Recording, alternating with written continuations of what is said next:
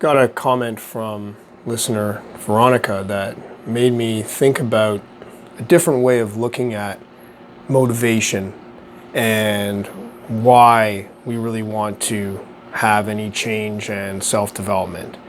And it's really like you could say a negative way of looking at it in the sense that it's about taking things away, clearing space. So a lot of the things that often fill our minds, of course, we can make the case that, they can be bad and, bad thought processes, bad habits, and that, we should change these things. But on the other hand, sometimes it's hard to convince ourselves that, these things really are bad.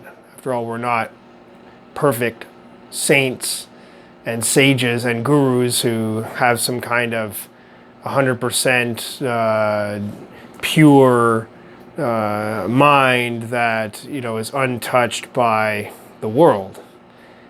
So hearing about all these things that oh, that's not the ideal way to think, you should change your thoughts and think about better things.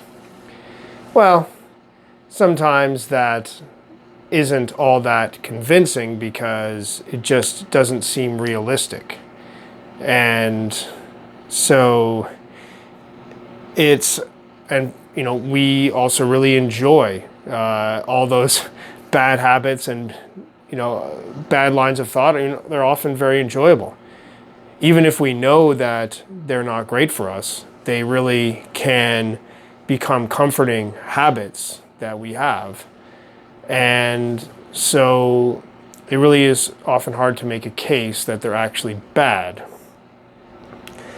But on the other hand, another way of looking at these bad habits and bad thoughts is that they're taking up space. They're filler. They may not necessarily be bad. We don't have to convince ourselves that they are absolutely bad and our life will absolutely be better if we change them. But the things that we think about fill our time.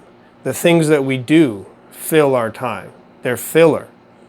If the things that we're thinking about and doing are not making our lives better, making others' lives better, making the world better, moving us towards some kind of vision of the future, some kind of better future, if our thoughts and actions are not working for us, not being useful, then they are simply taking up space.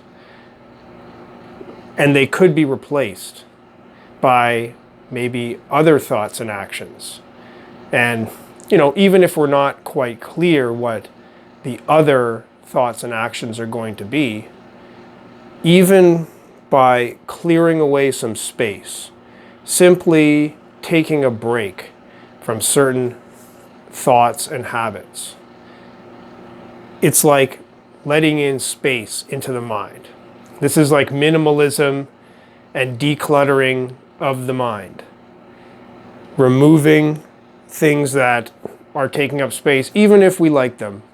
Even if, we have sentimental attachment, it's hard to get rid of those things. There's all the usual blocks that we can have about minimalism in our environment, about all that beautiful, wonderful clutter that is hard to get rid of.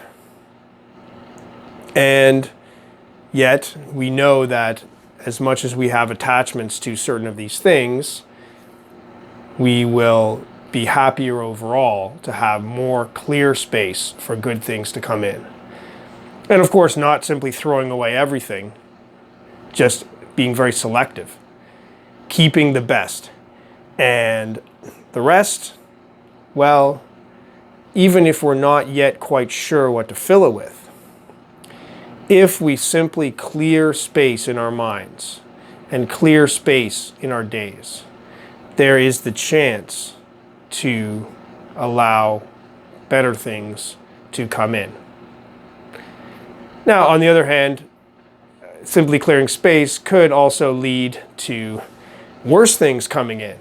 So it's certainly not automatic that by stopping doing things, we will somehow start to do better things. But at least by having the space, not being at all times filled with thoughts and actions that are already going by habit and they just keep going and filling everything, squeezing everything new out, allowing some empty space, maybe we can then see what new things might come in. And maybe we'll find that they end up being better than the filler that we think is just okay.